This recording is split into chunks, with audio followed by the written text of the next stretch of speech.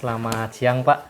Ya, selamat Sebelumnya siang. kami ucapkan terima kasih buat waktunya. Mohon maaf juga diganggu di sela-sela kesibukan Bapak. Mungkin ini kami dari CGP Angkatan 11 Kabupaten Bandung Barat. Mungkin dalam hal ini kami akan melaksanakan sebuah tugas demonstrasi kontekstual di modul 3.1 Pak, di mana kami selaku CGP ini diminta untuk berbagi atau diminta untuk minta pendapat dari para pemimpin sekolah mengenai sharing bagaimana cara beliau-beliau mengambil keputusan-keputusannya begitu. Jadi dimohon mungkin Bapak berkenan untuk berbagi sharing pengalamannya ketika memutuskan sebuah permasalahan ataupun sebuah kasus begitu Pak. Apakah Bapak berkenan? Oh iya, mangga. Baik. Silakan saja ya. Baik, kalau kayak gitu mungkin kami di sini ada beberapa pertanyaan yang akan disampaikan ke Bapak. Mangga untuk pertanyaan yang pertama. Baik, terima kasih Bapak. Terkait untuk pertanyaan yang pertama adalah selama ini bagaimana Bapak dapat mengidentifikasi dari sebuah kasus-kasus yang merupakan dilema etika atau bujukan moral, seperti itu Bapak? Ya, kasus yang yang ada ya, baik itu dilema etika ya, bujukan moral, tentunya diperoleh dari observasi ya. Pertama observasi lapangan, juga meminta informasi ya dari guru-guru ya, dari wakil kepala sekolah juga ya. Nah, dari situ terus diidentifikasi, ini mungkin yang termasuk kasus yang merupakan dilema etika ya, yang bujukan moral atau ini yang biasa, yang itu mungkin bisa diidentifikasi begitu. Ya. Oke, baik. Selanjutnya terkait untuk pertanyaan yang kedua, selama ini bagaimana Bapak menjalankan pengambilan sebuah keputusan di sekolah, terutama untuk kasus-kasus di mana ada dua kepentingan yang sama-sama benar ataupun sama-sama mengandung nilai kebajikan, seperti itu Bapak?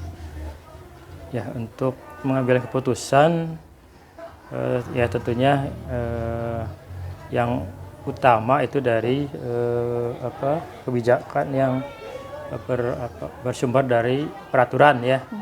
Dari peraturan dulu ya. Bagaimana peraturannya, kalau itu harus dipenuhi itu dulu ya. Selanjutnya juga tentunya memperhatikan juga kebaikan yang lain ya, kemaslahatan yang lain, karena di sini kan dalam hal dua-duanya baik ya, tapi kan mana yang dulu kan ya. Kalau yang utama yaitu kasus yang lebih mementingkan peraturan ya.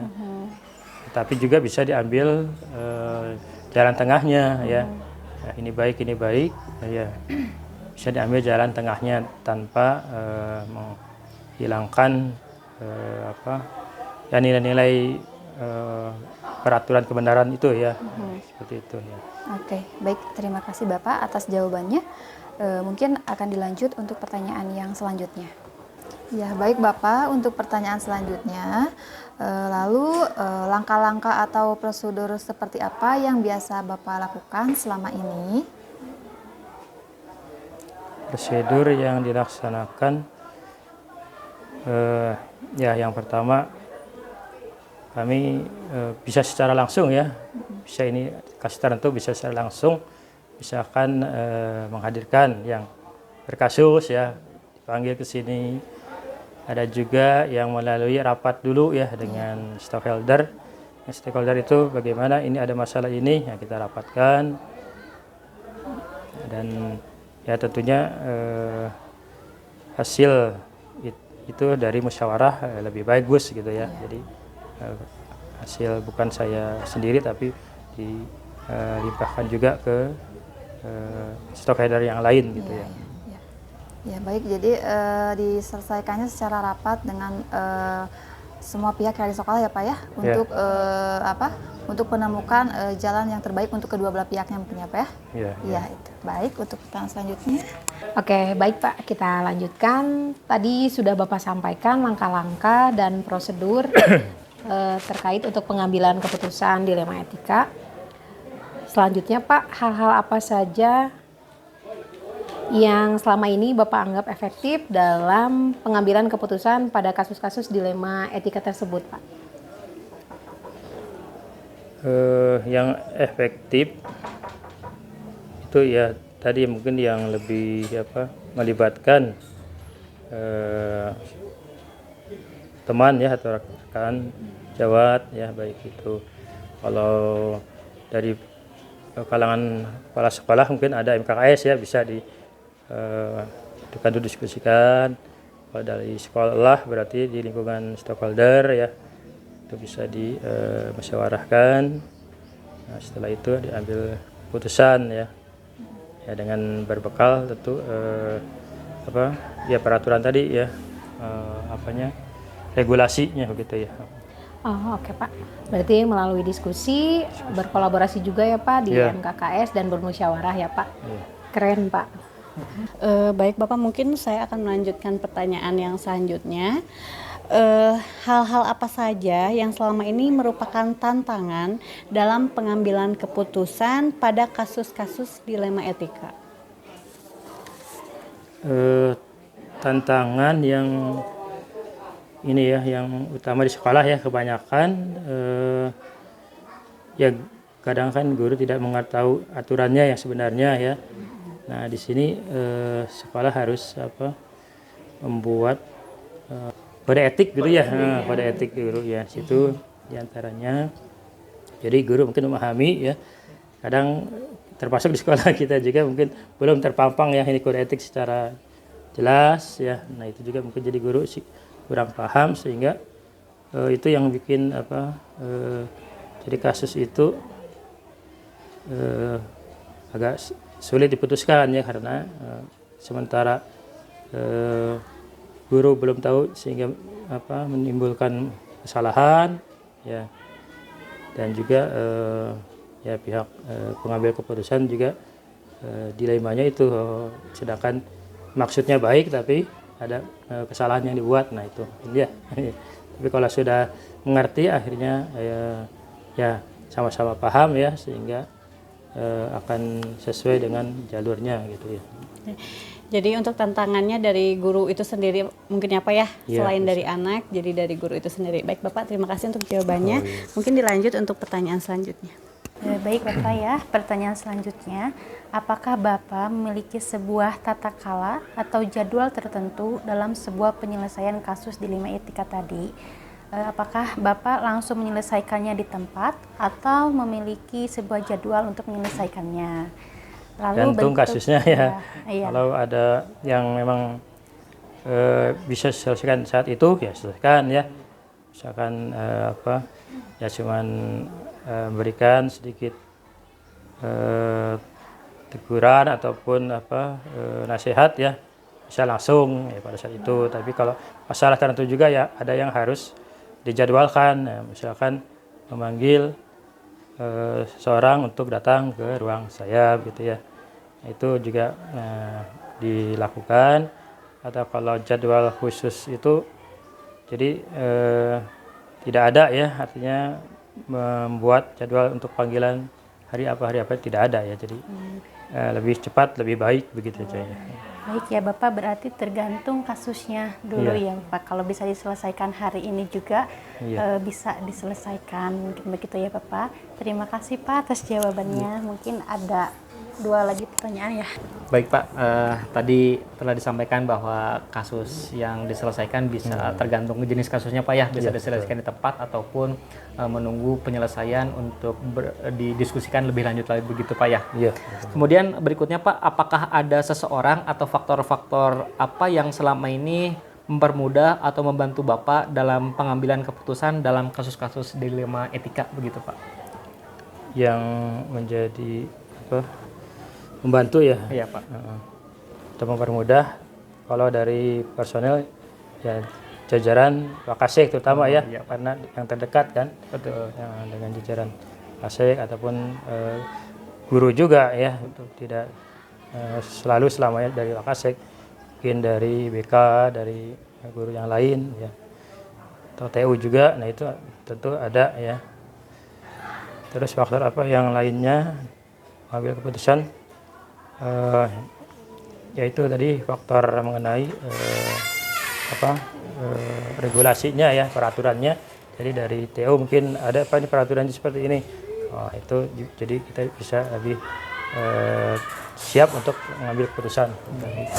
Jadi tadi pada dasarnya berarti dalam mengambil keputusan juga tidak diputuskan sendiri begitu Pak ya? Iya. Diskusi juga dengan para pemangku kebijakan juga dan juga kepada guru dan TU juga tergantung kepada kasusnya, kembali lagi seperti itu mungkin Pak ya.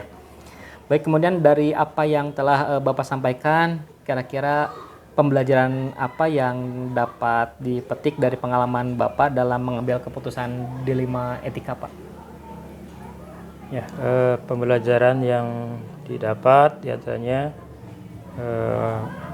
bersamaan ya, artinya itu yang lebih utama. Terus juga artinya ada diskusi lah ya hasil bersama itu. Terus dalam mengambil keputusan kita harus bersumber kepada regulasinya ya. Itu yang kedua.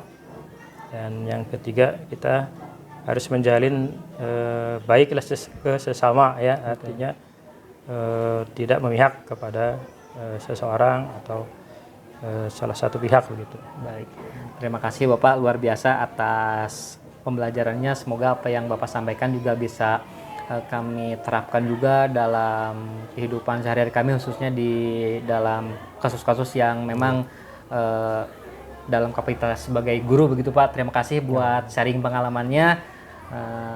Sekian mungkin dari wawancara dari kami. Terima kasih buat waktunya. Sekali lagi sampaikan mohon maaf di waktu di sela-sela kesibukannya. Terima kasih. Kalau gitu kami pamit undur diri begitu Pak. Terima kasih. Terima kasih sama-sama ya. Selamat siang Ibu. Ya, kami dari calon guru penggerak angkatan 11 Kabupaten Bandung Barat. Pada kesempatan ini mungkin ingin waktunya kepada Ibu untuk bisa berbagi mengenai cara pengambilan keputusan yang mungkin selama ini sudah Ibu hadapi begitu. Jadi kami mohon untuk sharing pengalamannya untuk berbagi bersama kami begitu. Apakah bersedia Ibu? Iya, bersedia. Baik, terima kasih. Kalau begitu mungkin untuk pertanyaan pertama akan disampaikan oleh Ibu Lesa. Baik, terima kasih. Mungkin untuk pertanyaan yang pertama Ibu ya, selama ini bagaimana Ibu dapat mengidentifikasi kasus-kasus yang merupakan dilema etika seperti itu ya, atau bujukan moral? Itu pertanyaan yang pertama ya. Sebelumnya kami juga mengucapkan selamat datang ya untuk berkunjung ke sekolah kami, walaupun kita itu berbeda tingkat antara negeri dan swasta. Terima kasih untuk Bapak Ibu yang hebat yang sudah ke sekolah kami ya. Mungkin dari Lesa ya, saya tadi akan mencoba untuk menjelaskan mungkin sesuai dengan kasus yang ada di sekolah kami yang sering memang dihadapi, khususnya dari para siswa ya peserta didik. Nah, dengan melihat kasus dulu yang ada, mungkin kami mengidentifikasi dulu apa bentuk kasus yang ada itu, lalu kami memanggil warga sekolah, tentunya berkomunikasi dengan warga sekolah, melakukan musyawarah atau rapat internal antar guru dan pemangku kebijakan yang ada di sekolah. Mungkin itu. Baik Ibu, terima kasih. Kita lanjutkan untuk pertanyaan yang kedua. Selama ini bagaimana Ibu menjalankan pengambilan keputusan di sekolah Ibu, terutama untuk kasus-kasus di mana ada dua kepentingan yang sama-sama benar ataupun sama-sama mengandung nilai kebajikan? Begini ya, kalau di sekolah kami itu setiap ada kasus, setiap permasalahan itu kami tidak bisa mendengarkan dari salah satu pihak yang punya. Jadi kami itu mencari dulu dari mana akar permasalahan kasus tersebut, khususnya kepada siswa. Tentunya saya juga tidak bisa mengambil keputusan sendiri karena di kami kan ada tupoksinya yang memang kesiswaan dan namanya komite, tentunya yang seperti tadi saya sampaikan di pertanyaan pertama, kami selalu melibatkan warga sekolah yang ada. Karena anak SMK SMA ini kan lapin ya.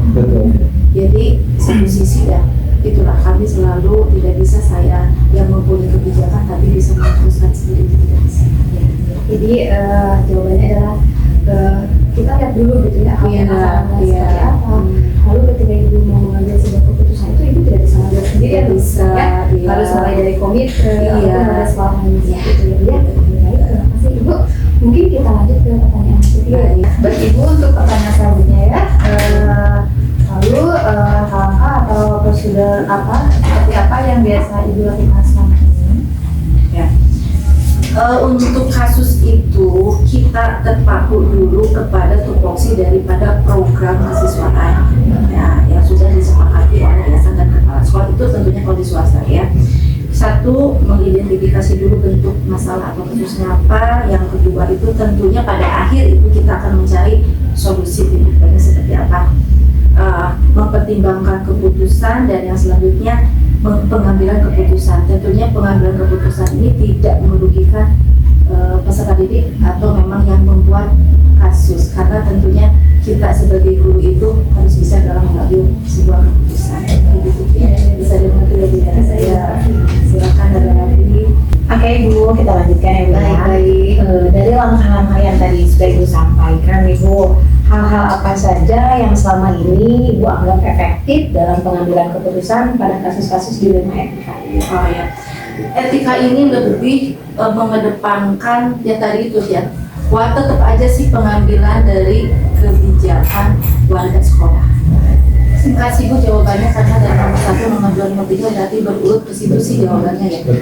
Selalu mengedepankan warga sekolah untuk mengambil kasus-kasus itu, kasus apa A, B sampai Z juga saya tidak bisa mengambil keputusan sendiri. Berarti keputusannya diambil secara bersama Iya, betul dengan warga sekolah. Baik Ibu, mungkin saya akan melanjutkan pertanyaan selanjutnya ya Bu.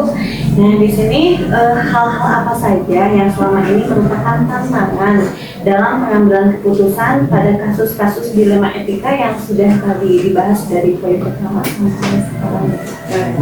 Kita pengambilan satu kasus, kita tidak bisa juga membenarkan satu kasus sebelum kita tahu akan permasalahannya, karena sifatnya peserta didik itu tidak mau ada yang disalahkan, tidak mau ada yang salah, semuanya ingin benar. Nah dari situ kita melihat dulu dari latar belakang keadaan SDM daripada orang tua siswa, karena lisan ya di Gunung Halu itu daerah pesisiran, jadi kadang kalau mengambil keputusan memang si anak tersebut salah tapi tidak pernah mau berusaha.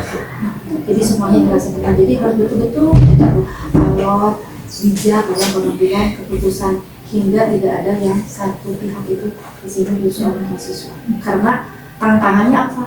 Kalau siswa orang tua tidak menerima, pasti tantangannya pindah sekolah. Begitu ya. Jadi tantangannya itu di orang tua ya Bu ya? Iya, tantangannya di orang tua. Sangat sulit ya Bu. Oke, terima kasih Bu. Mungkin dilanjut ke pertanyaan. Baik ya Ibu, tadi sudah disebutkan ada beberapa tantangan ya. Terutamanya tadi ada siswa yang tidak menerima, tidak mau dipersalahkan, dan juga ada orang tua ya di situ. Nah dari pengambil keputusan tadi, apakah ada jangka waktunya gitu, atau setelah ada kasus tadi langsung diselesaikan hari itu juga, atau kedepannya bagaimana? Oh, kalau masalah itu tentu memerlukan waktu dan proses yang sangat panjang. Tidak bisa saat itu diselesaikan. Karena kita melakukan rapat dulu, melakukan koordinasi dulu dengan wali kelas, latar belakangnya. Jadi itu prosesnya memerlukan waktu cukup panjang, dan itu tidak bisa selesai dalam jangka waktu 1 atau 2 hari, tidak bisa. Mungkin sampai makan waktu berminggu-minggu, begitu. Terima kasih ya, benar ya. Dalam pengambilan keputusan kita tidak harus langsung, Tidak bisa. Baik, terima kasih Bu. Untuk berikutnya dari kasus yang tadi penyelesaian yang Ibu sampaikan tadi, apakah kira-kira ada seseorang atau adakah faktor-faktor yang selama ini mempermudah atau membantu Ibu dalam pengambilan keputusan dalam kasus-kasus dilema etika tadi gitu?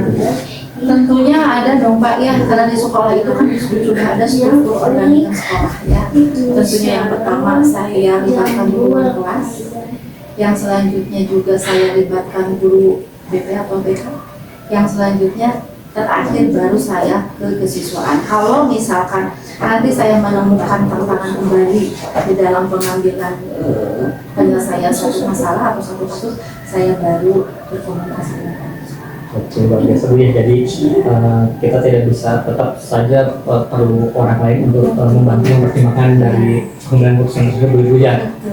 Kemudian dari apa yang telah Ibu sampaikan tadi, apakah ada pembelajaran yang dapat dipetik dari pengalaman yang Ibu alami selama ini ketika mengambil keputusan dilema etika ini gitu? Tentunya banyak Bapak ya, banyak pengalaman, banyak tantangan, banyak ide, banyak juga cara bagaimana pemecahan masalah-masalah yang bisa selesaikan. Tentunya karena saya di sini pemangku kebijakan, yang disebut juga saya sebagai manajer sekolah. Kembali lagi, akhirnya setelah pengambilan keputusan kepada saya. Salah, karena apa? Pengalamannya itu karena bentuk kasus etika dan lain-lain itu beraneka ragam. Siswa itu tidak sama dengan kasusnya. Tentunya sangat banyak pengalaman sisi baik tentunya yang saya ambil, khususnya untuk pribadi saya seorang pemimpin, untuk lebih berhati-hati ke depannya dalam pengambilan keputusan. Oh, jadi dijadikan suatu pengalaman, oh begini tuh, begini, begini. Itu sih Pak. Luar biasa, terima kasih Ibu atas segala sharingnya yang sudah dibagikan kepada kami. Mudah-mudahan apa yang Ibu sharingkan juga bisa kami terapkan dalam pengambilan keputusan ya, yang mungkin juga sesuai dengan kadarnya kami selaku guru begitu. Terima kasih buat waktunya sekali lagi. Mohon maaf diganggu. Sekian video kami mohon pamit undur diri Ibu. Baik, Selamat terima kasih siang. kembali.